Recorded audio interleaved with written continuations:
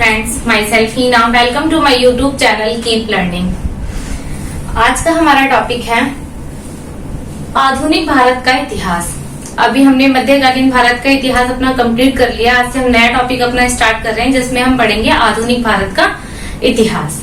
इसमें हम कई सारे टॉपिकों को कंप्लीट करेंगे, तो एक एक करके इसके जो इंक्लूड इसमें जो टॉपिक हैं उनको हम कवर करेंगे। इसमें हम पहले पढ़ेंगे, आपको थोड़ा सा इंट्रो दे देती हूँ कि क्या क्या टॉपिक इसके अंदर हम पढ़ेंगे।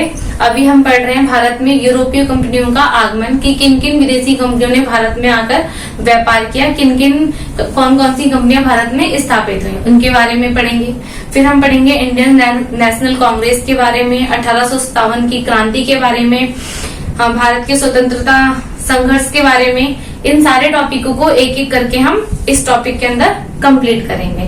तो आज का जो हमने टॉपिक लिया है वो लिया है अपना भारत में यूरोपीय कंपनियों का भारत में आगमन, कि जो यूरोपीय कंपनियां हैं उनका भारत में आगमन कब आरंभ हुआ।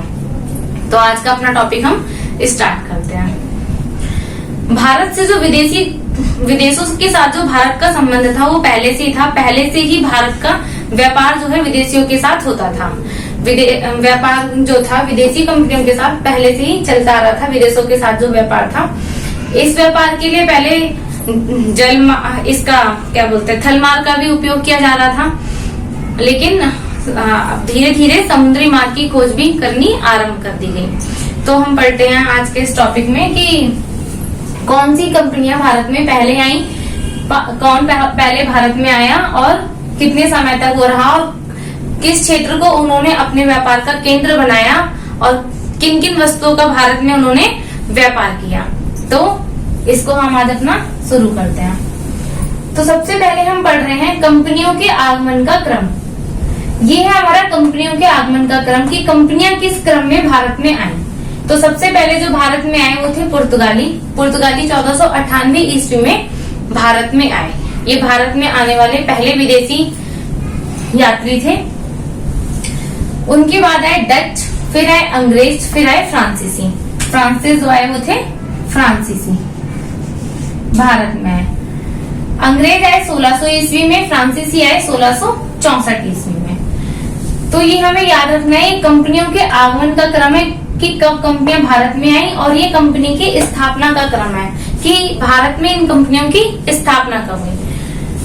तो जो पुर्तगाली आए कब थे भारत में, 1498 ईस्वी में आए, लेकिन उन्होंने जो भारत में अपनी पहली कंपनी स्थापित करी वो कब करी, 1503 ईस्वी में इन्होंने अपनी कंपनी स्थापित करी। और कहाँ पर स्थापित करी, इन्होंने स्थापित करी कोचीन में। भारत के कोचीन क्षेत्र में इन्होंने अपनी पहली कंपनी स्थापित करी। और इनका जो व्यापारिक केंद्र था वो इन्होंने किस क्षेत्र को बनाया, गोवा, दमनदीप, ये इन्होंने अपने व्यापारिक क्षेत्र बनाए, कि इन्होंने पुर्तगालियों ने। तो 1498 में आए और 1503 में इन्होंने यहाँ पर कोचीन में पहली अपनी कंपनी स्थापित करी पुर्तगालियों द्वारा। फिर कंपनी स्थापना में दूसरे नंबर पे जो कंपनी स्थापित हुई वो किसने करी, अंग्रेजों ने करी। आगमन के क्रम में हम देखेंगे कि अंग्रेज ऊपर है और डच नीचे है, लेकिन कंपनियों के स्थापना के क्रम में कंपनी जो पहले स्थापित हुई वो अंग्रेजों के द्वारा स्थापित हुई। अंग्रेजों ने कब स्थापित करी, 1600 ईस्वी में भारत में आए और 1608 ईस्वी में इन्होंने सूरत में अपनी पहली कंपनी स्थापित करी। 8 साल बाद, भारत आगमन के 8 साल बाद इन्होंने अपनी कंपनी स्थापित करी 1608 ईस्वी में। और कहाँ पर स्थापित करी, सूरत में। अंग्रेजों द्वारा जो व्यापारिक केंद्र बनाए गए वो थे पटना, अहमदाबाद, आगरा और कासिम।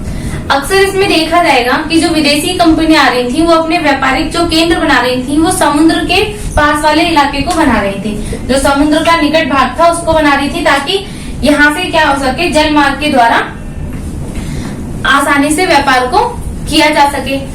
लेकिन ये जो अंग्रेज थे इन्होंने समुद्र के किनारे वाले स्थान के साथ साथ भारत के 20 क्षेत्रों में भी ये गए। गांव गांव जाकर इन्होंने अपने एजेंट यहाँ पर अपने एजेंटों को इन्होंने रखा, ताकि क्या कर सके कि इन्होंने इस बात को नोटिस किया कि जो भारत के यहाँ के जो व्यापारी हैं और वो जो समुद्र के किनारे आकर जो अपना सामान बेचते हैं वो काफी महंगी वस्तुएं बेचते हैं। उन्होंने सोचा कि क्यों ना इन वस्तुओं को डायरेक्ट जो जहाँ गांव में ये वस्तुएं बन रही हैं वहां से ही जाकर डायरेक्ट उनसे खरीद लिया जाए। इसीलिए ये भारत के अंदरी राज्य क्षेत्रों में भी ये गए। समुद्र क्षेत्रों को छोड़कर भारत के बीच क्षेत्रों पर भी ये गई और वहां पर इन्होंने अपनी जो है कंपनियां स्थापित करी। तो इनका जो व्यापारिक केंद्र था वो था पटना, अहमदाबाद, आगरा और कासिम बाजार आदि क्षेत्रों पे भी इन्होंने अपना अधिकार कर लिया। फिर तीसरे नंबर पे आए डच। डच जो थे वो 1602 ईस्वी में भारत में आए और इन्होंने 1605 आने के 3 साल बाद इन्होंने कालीकट में अपना व्यापारिक केंद्र स्थापित किया। फिर आते हैं हमारे फ्रांसीसी। 1664 ईस्वी में भारत में आए और इन्होंने सूरत को अपना केंद्र बनाया। सूरत में इन्होंने पहली अपनी कंपनी स्थापित करी। आगमन के 4 वर्ष बाद 1664 में ये आते हैं और 1668 ईस्वी में ये अपनी भारत में पहली कंपनी स्थापित करते हैं। 1668 ईस्वी में, और कहाँ पर स्थापित करते हैं? सूरत में। और इन्होंने जो अपना व्यापारिक केंद्र बनाया वो थे पांडिचेरी, चंद्रनगर। इन कुछ स्थानों को फ्रांसीसियों द्वारा अपना व्यापारिक केंद्र बनाया गया। अब हम पढ़ते हैं कि भारत में आने के लिए यूरोप के द्वारा जो मार्गों को अपनाया जा रहा था वो क्या क्या मार्ग थे। यूरोप से भारत आगमन के 3 मार्ग थे। वो कौन कौन से थे? पहला जो मार्ग था वो फारस की खाड़ी। फारस की खाड़ी से होते हुए जो मार्ग था वो समुद्री मार्ग था। इसके द्वारा जो भारत से व्यापार किया जाता था वो किन किन क्षेत्रों में किया जाता था? इराक, तुर्क, जिनेवा और वेनिस, इन स्थानों पर व्यापार किया जाता था। ये वाले जो क्षेत्र थे इनमें व्यापार करने के लिए ये जो क्षेत्र जिस मार्ग को अपनाते थे वो पहला मार्ग कौन सा था? फारस की खाड़ी। 3 रास्ते थे। 3 रास्तों के द्वारा जो विदेशी लोग थे वो भारत आते थे, यूरोपियन भारत आते थे और यहाँ पर आकर अपना व्यापार करते थे। तो ये 3 मार्ग कौन से थे? पहला था फारस की खाड़ी, जिनके द्वारा इराक, तुर्क, जिनेवा और वेनिस अपना व्यापार करते थे भारत में। और दूसरा था लाल सागर से अलेक्जेंड्रिया होते हुए मार्ग। इस वाले मार्ग से जिनेवा में, ज्यादातर जिनेवा का जो क्षेत्र था वहां पर भारत का व्यापार होता था, भारत से व्यापार होता था। तीसरा था मध्य एशिया से मिस्र और यूरोप के लिए। मध्य एशिया से होते हुए मार्ग था जिसके द्वारा मिस्र और यूरोप के लिए व्यापार किया जाता था। अब ये व्यापार होता किन वस्तुओं का था? भारत से। भारत में उस समय जो यूरोपीय कंपनियां थी वो मुख्यतः मसालों में काली मिर्च, दालचीनी और सूती वस्त्र, नील, इन चीजों का क्या है? व्यापार किया जाता था। क्योंकि यहाँ पर जो इनकी कीमत थी भारत में वो काफी कम थी और विदेशों में इन चीजों की कीमत काफी ज्यादा थी। तो विदेशी यहाँ पर आते थे, यूरोपीय कंपनियां यहाँ पर आती थी, यूरोपीय यात्री आते थे यहाँ पर और यहाँ से क्या करते थे? वस्तुओं को खरीद कर ले जाते थे कम दामों में और वहां पर जाकर उन्हें अच्छे खासे दामों में बेचते थे। उनसे क्या था? इनका फायदा काफी अधिक मात्रा में इनको लाभ होता था। तो एक टाइम ऐसा आया जब भारत के साथ व्यापार करने के लिए क्या है, इनके बीच में होड़ लग गई कि कौन भारत में मतलब ज्यादा व्यापार करे, कौन ज्यादा अधिकार क्षेत्र पे भारत के अपना अधिकार कर ले। तो इस तरीके की होड़ लग गई। तो होता ये है कि 1453 ईस्वी में यूरोप और भारत के मध्य जो व्यापार होता था, जैसे ये भारत है और ये यूरोप, इनके मध्य जो व्यापार होता था इसके लिए बीच में एक जगह पड़ती थी कुस्तुतूनिया।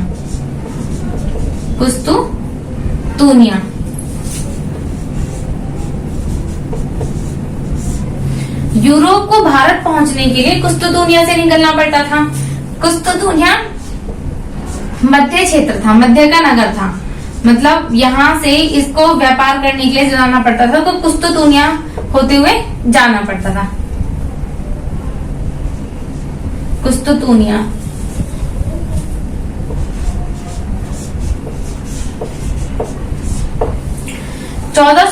ईस्वी में 1453 में कुस्तुतूनिया पर तुर्क ने अपना अधिकार कर लिया। तुर्क ने अपना अधिकार कर लिया किस पर? कुस्तुतूनिया को। और इसने अपना अधिकार करने के बाद क्या करा कि भारत और यूरोप के मध्य संचार के जितने भी साधन थे उन सभी को बंद कर दिया। मतलब आवागमन पर पूरी तरीके से रोक लगा दी गई, मतलब व्यापार पर पूरी तरीके से रोक लगा दी गई। इस क्षेत्र को तुर्कों ने कुस्तुतूनिया को अपने अधिकार में कर लिया, कब्जा कर लिया। और यूरोप को यहाँ से निकलने के लिए पूरी तरीके से क्या कर दिया, प्रतिबंधित कर दिया। अब भाई पहले अच्छा खासा व्यापार चल रहा था, अब इसको एकदम से बंद कर दिया गया। तो यूरोप ने क्या करा कि दूसरा मार्ग की खोज करनी आरंभ कर दी। अब इस मार्ग की खोज के लिए इन्होंने जो खोज करी वो किसकी करी, समुद्री मार्ग की खोज इन्होंने आरंभ करी। समुद्री मार्ग की खोज के लिए भारत पहुंचने के लिए समुद्री मार्ग की खोज क्या है, आरंभ कर दी गई। तो अलग अलग यात्री निकले मार्ग खोज के लिए, जिनमें जो महत्वपूर्ण है उनके बारे में हम पढ़ते हैं। स्पेन के कोलंबस, स्पेन निवासी थे कोलंबस, जो समुद्री मार्ग से निकले भारत की खोज के लिए। ये भारत की खोज के लिए निकले तो ये भारत ना पहुंचकर कहाँ पहुंच गए, अमेरिका पहुंच गए और उन्होंने अमेरिका की खोज करी।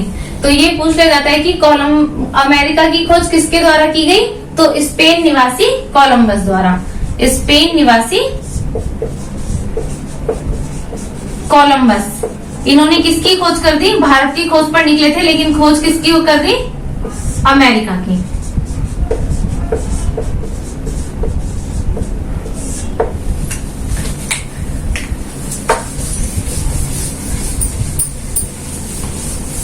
जो दूसरे महत्वपूर्ण यात्री थे वो थे Vasco da Gama. Vasco da Gama पुर्तगाल निवासी थे, पुर्तगाल के निवासी थे। ये भारत की खोज के लिए निकले और ये अफ्रीका के दक्षिणी छोर पर होते हुए, अफ्रीका के दक्षिणी छोर को पार करते हुए पहुंच गए भारत के पश्चिमी तट पर पहुंच गए। पश्चिमी तट,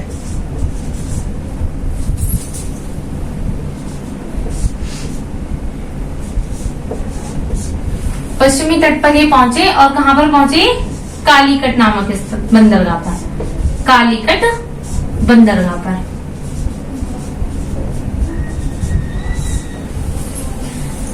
तो जो भारत की खोज है वो समुद्र मार्ग के द्वारा किसके द्वारा की गई, तो Vasco da Gama. Vasco da gamma कहाँ के निवासी थे, पुर्तगाल के निवासी थे। और ये कब भारत पहुंचे, 1498 ईस्वी में ये भारत पहुंचे। और किस मार्ग के द्वारा पहुंचे, अफ्रीका के दक्षिणी छोर को पार करते हुए ये भारत के पश्चिमी तट कोचीन पर ये पहुंचे।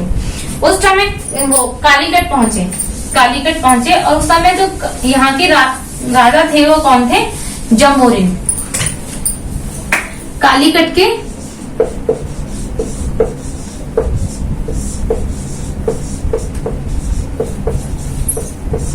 राजा थे जमोरिन।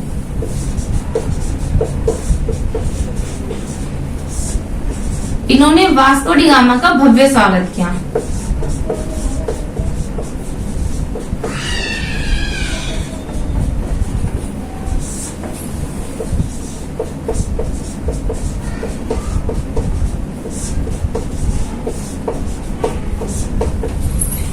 तो ये भी पूछा जाता है कि जब वास्को डी गामा भारत आए तो उनका स्वागत किसने किया, तो कालीकट जो बंदरगाह है वहां के शासक जो थे वो कौन थे, जमोरिन। उन्होंने इनका स्वागत किया। किसका स्वागत किया, वास्को डी गामा का, जब ये समुद्री मार्ग से भारत पहुंचे थे। जिस मार्ग के द्वारा ये भारत पहुंचे उस मार्ग का नाम क्या था, cap of good hope. Vasco da gamma जिस मार्ग से भारत पहुंचे उस मार्ग का नाम क्या था,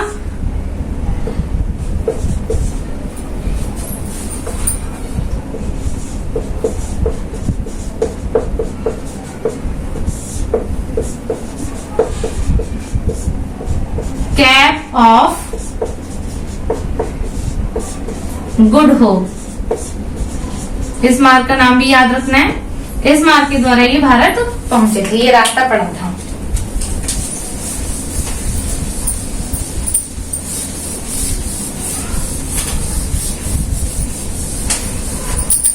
तो वास्को डी गामा आए 1498 में। यहाँ से भारत पहुंचने के बाद ये कुछ समय के बाद वापस गए। उसके बाद जब रास्ते का पता चल गया तो पुर्तगाल से जो दूसरा जो दल था वो आया, उसका नाम क्या था, पेड्रो अल्वरेज। 1500 ईस्वी में पुर्तगाल से आए।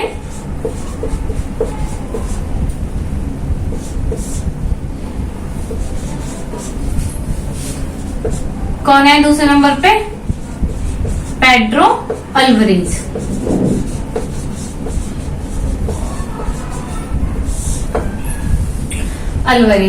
फिर 1502 ईस्वी में दोबारा से आए वास्को डी गामा।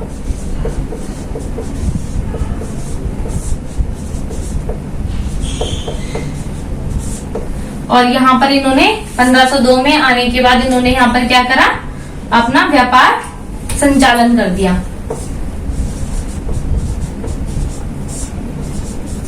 व्यापार संचालित किया। 1502 ईस्वी में दोबारा से वास्को डी गामा भारत आए और इन्होंने व्यापार चालू कर दिया अपना भारत के साथ। और हम पढ़ते हैं कि पुर्तगाल, एक एक करके पढ़ेंगे। पहले पुर्तगाल आए थे, तो पुर्तगाल से कौन कौन से वायसराय आए, भारत आए, और इन्होंने किसको अपना क्षेत्र बनाया, किसको अपनी राजधानी बनाया, उनके बारे में जो महत्वपूर्ण बातें हैं उनको हम थोड़ा सा पढ़ लेते हैं। तो सबसे पहले आए 1505 में पुर्तगाली वायसराय आए। पुर्तगाली वायसराय 1505 में पहले वायसराय हैं। कब आए? 1505 से 1509 तक रहे अल्मेडा।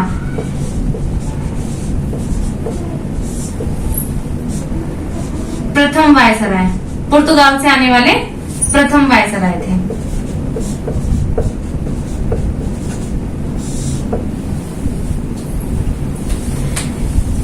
इन्होंने एक नीति चलाई जिसका नाम क्या था, अल्मेडा के द्वारा blue water policy. Blue water policy.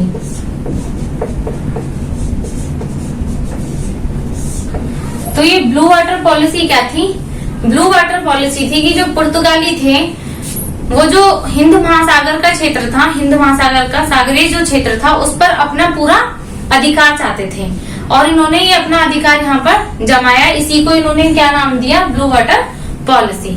Hind महासागर के सागरीय क्षेत्र पर जिसके द्वारा व्यापार किया जाता था उस पर पुर्तगालियों ने अपने अधीन कर लिया और उस पर पूरी तरीके से अपना अधिकार कर लिया, अपने कब्जे में ले लिया। ये पूरा का पूरा क्षेत्र जो व्यापार का क्षेत्र था वो पुर्तगालियों के कब्जे में आ गया। इसी पॉलिसी को इन्होंने क्या नाम दिया, ब्लू वाटर पॉलिसी। दूसरे नंबर पे जो वायसराय आए वो थे अल्बुकर्क।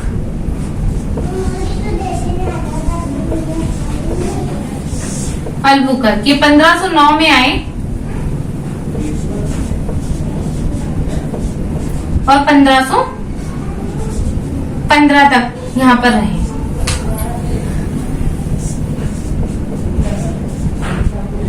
इन्होंने गोवा को अपनी राजधानी बनाया, नहीं राजधानी बनाया, इन्होंने गोवा को जीता।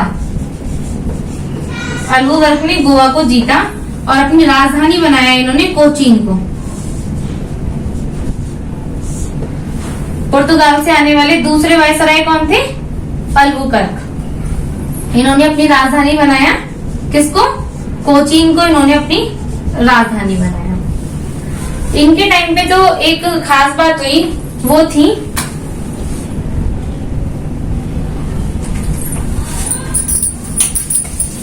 बीजापुर अभियान। मिटा देते थोड़ा यहाँ पे।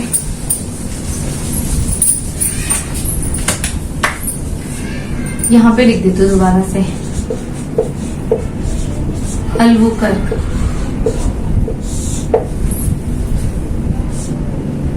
राजधानी बनाया कोचीन,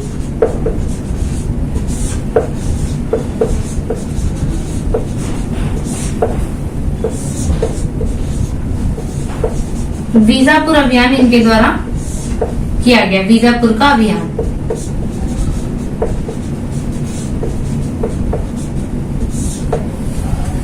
ये कब किया इन्होंने, 1510 ईस्वी में। इस अभियान में जो बीजापुर के शासक थे आदिल शाह, इनको इन्होंने पराजित किया और इनसे क्या है जो गोवा था उसको इन्होंने छीन लिया। गोवा पर अपना कब्जा कर लिया, किनके द्वारा, पुर्तगालियों के द्वारा अपना कब्जा कर लिया गया। और किस वायसराय के टाइम पे ही किया गया, अल्बुकर्क जो द्वितीय वायसराय थे पुर्तगाल से आने वाले, उनके शासनकाल में गोवा को बीजापुर के शासक आदिल शाह से जीत लिया गया। बीजापुर के जो शासक थे वो कौन थे, आदिल शाह। आदिल शाह से गोवा को जीत लिया।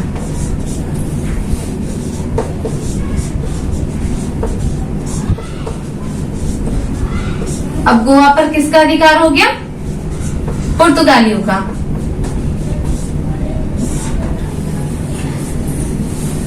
अल्बुकर्क को ही पुर्तगाली शक्ति का वास्तविक संस्थापक कहा जाता है। भारत में एक्चुअल में जो पुर्तगालियों की जो नींव मजबूत करी, इनकी जो अच्छी खासी पकड़ भारत पर बनाई, वो किस वायसराय के टाइम पे बनी? अल्बुकर्क के द्वारा के शासनकाल में बनी। इसीलिए इन्हें क्या कहा जाता है? वास्तविक संस्थापक भी कहा जाता है। पुर्तगाली शक्ति का वास्तविक संस्थापक अल्बुकर्क को भारत में पुर्तगाली शक्ति का वास्तविक संस्थापक के नाम से भी जाना जाता है।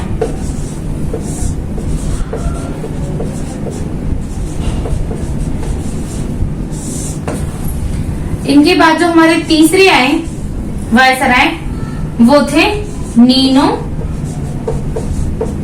डी कूना।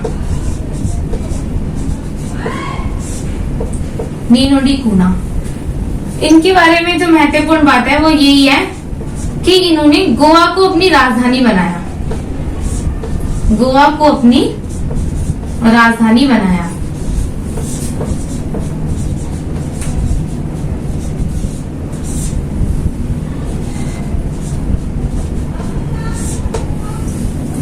अब पेपर में कंफ्यूज करने के लिए इस प्रश्न को कई बार पूछ लिया गया है कि गोवा को पुर्तगाली किस वायसराय ने गोवा को अपनी राजधानी बनाया। तो गोवा को जीता किसने था? अल्बुकर्क ने जीता था। गोवा पर अपना अधिकार किसने करा था? अल्बुकर्क ने किया था। और किस अभियान के दौरान किया था? बीजापुर का अभियान इन्होंने किया था 1510 ईस्वी में, जिसके तहत इन्होंने बीजापुर के शासक आदिल शाह से गोवा को जीत लिया। लेकिन इन्होंने अपनी राजधानी किसको बनाए रखा? कोचीन को इन्होंने अपनी राजधानी बना के रखा। गोवा को अपनी राजधानी बनाया नीनो डी कूना, जो तृतीय वायसराय थे, पुर्तगाल से भारत आने वाले तीसरे नंबर के वायसराय थे नीनो डी कूना। इन्होंने अपनी राजधानी बनाया किसको? गोवा को। तो ये पॉइंट हमें याद रखना है। और कुछ बातें हम पुर्तगालियों के बारे में पढ़ लेते हैं।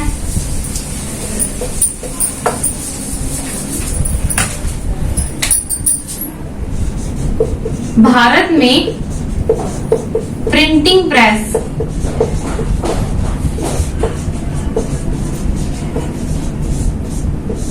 की स्थापना का श्रेय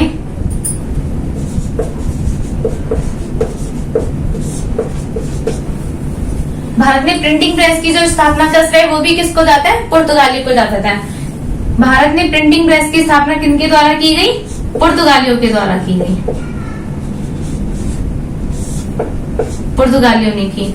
और दूसरा है तंबाकू की खेती। तंबाकू की खेती ये भी किनके द्वारा आरंभ की गई? पुर्तगालियों द्वारा। तो ये कुछ इंपोर्टेंट पॉइंट है जो हमें याद रखने हैं।